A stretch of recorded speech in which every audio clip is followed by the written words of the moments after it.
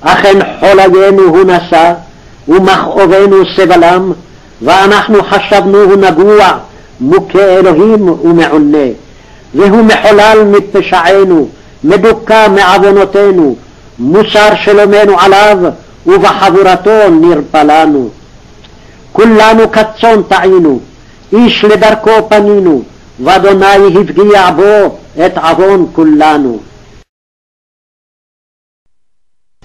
אכן חוליינו הוא נשא, ומכאובנו סבלם, ואנחנו חשבנו הוא נגוע, מוכה אלוהים ומעונה. והוא מחולל מפשענו, מדוכא מעוונותינו, מוסר שלומנו עליו, ובחבורתו נרפלנו. כולנו כצאן טעינו, איש לדרכו פנינו, ואדוני הפגיע בו את עוון כולנו. Truly he has borne our griefs, and carried our sorrows. Yet we esteemed him stricken, smitten by God, and afflicted. But he was wounded for our transgressions, he was crushed for our iniquities. Upon him was the chastisement that brought us peace, and with his stripes we are healed. All we like sheep have gone astray, we have turned every one to his own way, and the Lord has laid on him the iniquity of us all. People like to associate with the great. They like to know important people.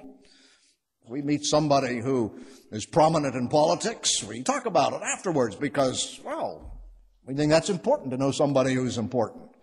Jesus had come that way, people would have rallied, but he didn't come that way.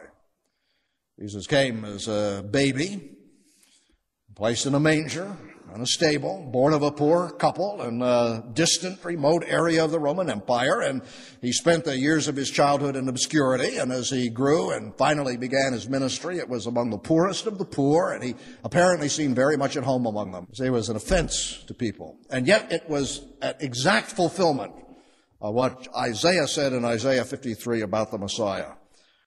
Not the labors of my hands can fulfill thy law's demands. Could my zeal no respite know? Could my tears forever flow? All for sin could not atone.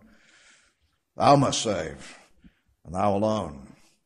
Say there are many people who labor and have zeal, perhaps even tears, but these are not enough.